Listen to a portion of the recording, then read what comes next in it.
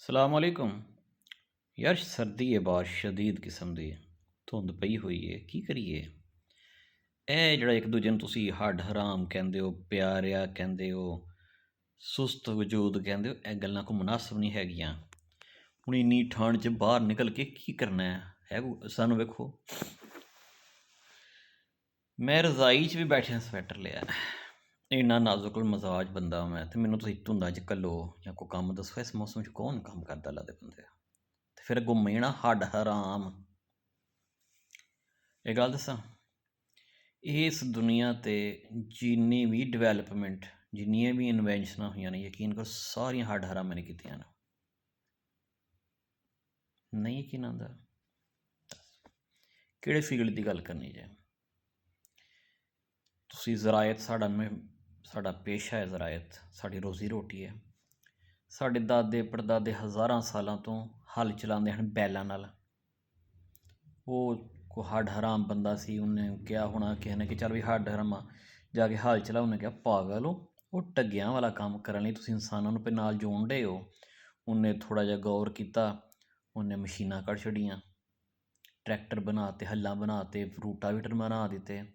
ਜਿਹੜੇ ਮਿਹਨਤੀ ਅਤੇ ਐਕਟਿਵ ਨੇ ਉਹਨਾਂ ਤੋਂ 10 ਮਿੰਟ ਲੱਗਣਾ ਕਿ ਐਲੋ ਜਨਾਬ, ਉਹਨਾਂ ਬੈਲ ਜੋਇਆ ਹੋਣਾ, ਹੱਲ ਲੈ ਕੇ ਤੁਰ ਗਏ ਹੋਣੇ ਨੇ। ਜਦੋਂ ਹੱਡ ਹਰਾਮ 'ਤੇ ਗੱਲ ਹੀ ਉਹਨੇ ਸੋਚਿਆ ਤੇ ਉਹਦਾ ਮਸਲੇ ਦਾ ਹੱਲ ਕੱਢ ਲਿਆ ਉਹਨੇ।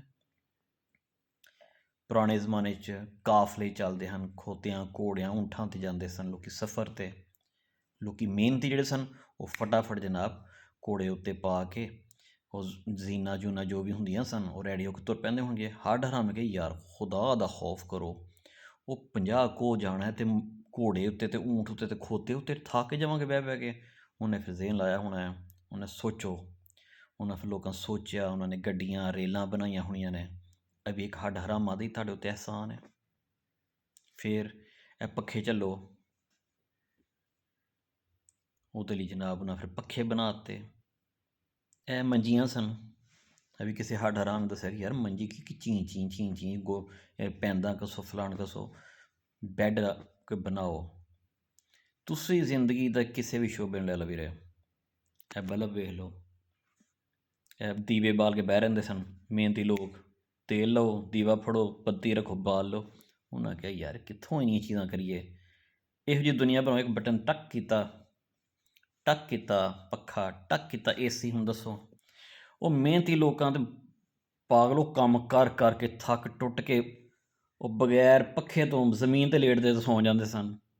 ਇਹ ਹੱਡ ਹਰਾਮਾਂ ਦੀ ਤੁਹਾਡੇ ਉੱਤੇ ਮਿਹਰਬਾਨੀ ਹੈ। ਉਹਨਾਂ ਕਿਹਾ ਸਾਰੀ ਦਿਹਾੜੀ ਕੱਖ ਭੰਨ ਕੇ ਦੂਰਾਂ ਨਹੀਂ ਕਰਦੇ ਪਏ, ਨੀਂਦ ਕਿੱਥੋਂ ਆਉਣੀ ਹੈ? ਉਹਨਾਂ ਕਿਹਾ ਫਿਰ ਮਿਹਨਤ ਕਰਨੇ, ਸੋਚਦੇ ਹਾਂ। ਉਹਨਾਂ ਸੋਚਿਆ, ਉਹਨਾਂ ਕਿਹਾ ਯਾਰ ਪੱਖਾ ਬਣਾ ਕੇ ਵੀ ਨੀਂਦ ਨਹੀਂ ਆਉਣੀ, ਕਿਉਂਕਿ ਅਸੀਂ ਤਾਂ ਸਾਰੀ ਦਿਹਾੜੀ ਮੰਜੀਆਂ ਤੋੜਨੇ ਹੁੰਦੇ, ਆਰਾਮ ਨਾਲ ਬੈਠੇ ਹਾਂ, ਕੰਮ ਕਰਾਂ ਮਰਾਂਗੇ ਤਾਂ ਫਿਰ ਨੀਂਦ ਆਉਣੀ ਹੈ। ਫਿਰ ਉਹਨਾਂ ਜਨਾਬ ਏਸੀ ਬਣਾ ਲਿਆ। ਤੁਸੀਂ ਦੁਨੀਆ ਦਾ ਕੋਈ ਵੀ ਫੀਲਡ ਚੁੱਕ ਕੇ ਵੇਖ ਲਓ, ਤੁਸੀਂ ਹੱਡ ਹਰਾਮਾਂ ਦਾ ਦੇਣ ਨਹੀਂ ਦੇ ਸਕਦੇ। ਇਹ ਹੁਣ ਅੱਜ ਕੱਲ੍ਹ ਤਾਂ ਵੇਖੋ ਅਜੀਬ ਹੈ, ਔਨਲਾਈਨ। ਓਏ ਪੁੱਤਰ, ਹਾਂਜੀ ਮਾਂ ਜੀ, ਇਹ ਜਾ ਫਲਾਣੀ ਸ਼ੈ ਲੈ ਆਇਆ। ਉਹਨੇ ਕਿਹਾ ਯਾਰ ਲਾਨਤ ਭੇਜੇ ਇਸ ਕੰਮ 'ਤੇ ਵੀ, ਹੁਣ ਅਸੀਂ ਇਹਨਾਂ ਕੰਮਾਂ ਚੁੱਕ ਕੇ ਰਹਿ ਗਏ। ਉਹਨੇ ਚੁੱਕ ਫੋਨ ਮਿਲਾਓ, ਔਨਲਾਈਨ ਕੰਮ ਦਾ ਉਹਨਾਂ ਦੌਰ ਆਗਾਜ਼ ਕਰ ਦਿੱਤਾ। ਉਹ ਵੱਡੇ ਵੱਡੇ ਮਾਲ ਅਤੇ ਵੱਡੇ ਵੱਡੇ ਸ਼ੋਰੂਮ ਖਾਲੀ ਹੋ ਗਏ। ਹੁਣ ਲੋਕ ਘਰ ਬੈਠੇ, ਮੈਂ ਤੁਹਾਡੇ ਸਾਹਮਣੇ ਦੱਸਾਂ, ਮੈਂ 2019 ਤੋਂ ਲੈ ਕੇ 21 ਤੱਕ 17 ਮੱਝਾਂ ਜਾਂ ਨਾਲ ਗਾਈਆਂ ਬੱਕਰੀਆਂ ਔਨਲਾਈਨ ਮੰਗਾਈਆਂ। ਜਾਮ ਕੇ 'ਚ ਮੈਂ ਆਗਾਜ਼ ਕੀਤਾ ਇਸ ਕੰਮ ਦਾ। ਕੌਣ ਮੰਡੀਆਂ 'ਚ ਖੇਮਾਂ 'ਚ ਖਾਂਦਾ ਰਹੇ ਅਤੇ ਪੁੱਛਦਾ ਰਹੇ ਭਾਅ ਜੀ ਸੂਣ ਵਾਲੀ ਬੇਈਮਾਨੀ ਨਾ ਕਰਨਾ। ਰਾਜਨਪੁਰੋਂ ਫਿਰ ਮੰਗਾਉਂਦੇ ਹਾਂ ਅਖਲਾਕ ਰਿਜ਼ਵੀ ਕੋਲੋਂ। ਵੀਰੇ ਕਦੀ ਕਿਸੇ ਦੀ ਈਗੋ ਹਰਟ ਨਹੀਂ ਕਰਨੀ, ਕਦੀ ਕਿਸੇ ਨੂੰ ਹੱਡ ਹਰਾਮ ਨਹੀਂ ਕਹਿਣਾ। ਯਕੀਨ ਕਰਕੇ ਜਾਣੋ, ਤੁਹਾਡੇ ਘਰ ਦੇ ਐਕਟਿਵ ਬੰਦੇ, ਐਕਟਿਵ ਦੱਸੋ, ਹੁਣ ਮੇਰੀ ਗੱਲ ਸੁਣੋ। ਮੈਂ ਜਾਣਦਾ ਪਰਸਨਲੀ ਇੱਕ ਮਜ਼ਦੂਰ ਨੇ 60 ਸਾਲ ਇੱਟਾਂ ਚੁੱਕੀਆਂ ਨੇ, ਉਹ ਵਿਚਾਰਾ ਅੱਜ ਵੀ ਚੁੱਕਣ ਡਿਆ। ਜੇ ਉਹਦਾ ਗੁਰਦਾ ਫੇਲ ਹੋ ਗਿਆ, ਜਿਗਰ ਫੇਲ ਹੋ ਗਿਆ, ਮਰ ਮੁੱਕ ਗਿਆ, ਨਹੀਂ ਤੇ ਅਗਰ ਉਹ ਸੈੱਟ ਤੇ ਹੁਣ ਉਹ ਇੱਟਾਂ ਹੀ ਢੋਣ ਡਿਆ ਹੋਣਾ। ਮਿਸਤਰੀ ਵਿਚਾਰੇ ਡਾਇਰੈਕਟ ਧੁੱਪ ਨਾਲ ਗਰਮੀ ਨਾਲ ਮੱਥਾ ਲਾ ਕੇ ਬੈਠ ਕੀ ਕਰਨ ਡੇ ਯਾਰ? ਕੋਈ ਗੱਲ ਹੈ ਕਰਨ ਵਾਲੀ? ਉਹ ਮਿਹਨਤੀ ਬੰਦੇ ਦਾ ਕੱਖ ਨਹੀਂ ਜੇ ਦੁਨੀਆ, ਯਕੀਨ ਕਰੋ, ਮਜ਼ਾਕ ਨਹੀਂ ਕਰਦਾ। ਮਿਹਨਤ ਨਾਲ ਨਹੀਂ ਹੁੰਦਾ ਇਹ ਸਾਰੇ ਕੰਮ ਨੇ। ਹੱਡ ਦੁਆ ਕਰੋ ਤੁਹਾਡਾ ਵੀ ਕੋਈ ਧੀ ਪੁੱਤਰ ਹੱਡ ਹਰਾਮ ਹੋਏ ਅਤੇ ਉਹਨੇ ਤੁਹਾਨੂੰ ਕਹਿਣ ਤੋਂ ਪਹਿਲਾਂ ਹੀ ਤੁਹਾਡੇ ਹਰ ਕੰਮ ਉਹਨੇ ਫੋਨ 'ਤੇ ਕਰੀ ਜਾਣੇ ਨੇ। ਅੱਜ ਕੱਲ੍ਹ ਤਾਂ ਇਹ ਬੈਂਕ, ਇਹ ਜਿਹਨਾਂ ਮੈਂ ਗੱਲ ਕਰਨਾ, ਇਹ ਬੈਂਕ ਵੀ ਜੇ, ਇਹ ਕੈਮਰਾ ਵੀ ਜੇ, ਇਹ ਟੈਲੀਫੋਨ ਵੀ ਜੇ, ਇਹ ਮੋਬਾਈਲ ਵੀ ਜੇ, ਇਹ ਕੰਪਿਊਟਰ ਵੀ ਜੇ, ਇਹ ਟੀਵੀ ਵੀ ਜੇ, ਇਹ ਟਾਰਚ ਵੀ ਜੇ, ਇਹ ਕੈਲਕੂਲੇਟਰ ਵੀ ਜੇ, ਇਹ ਮਹਿਕਮਾ ਮੌਸਮੀਆਤ ਵੀ ਜੇ, ਇਹ ਸਾਇੰਸਦਾਨ ਵੀ, ਸਿਆਸਤਦਾਨ ਵੀ, ਕੀ ਕੁਛ ਨਹੀਂ। ਅਤੇ ਇਹਨੂੰ ਚਲਾਉਣ ਲਈ ਇੱਕ ਹੱਡ ਹਰਾਮ ਬੰਦਾ ਚਾਹੀਦਾ ਹੁੰਦਾ ਹੈ, ਔਰ ਉਹ ਹੱਡ ਹਰਾਮ ਦੀ ਈਗੋ ਹਰਟ ਨਹੀਂ ਕਰਨੀ ਬਸ। ਨਹੀਂ ਤੇ हाथ कंगन को आरसी किया तो पढ़ी लिखे को फारसी किया। चेक करो हर चीज़। मेहनत वाले का बिल्कुल उसका भी किरदार है, मेहनत भी अहमियत है, लेकिन जिहड़ा काम हड्ड हरामा ने किया दुनिया च उन्होंने कोई बंदा नहीं चैलेंज कर सकता। जिहड़ा भी काम वेख लो, अज तो 100 साल पहला वेख लो, ये तो अल्लाह दा शुक्र है फिर कोई नस्लां आईयां हड्ड हराम, उन्होंने स्मार्टनैस लागू किया, बह के जनाब उन्होंने हर चीज़ां बना लियां।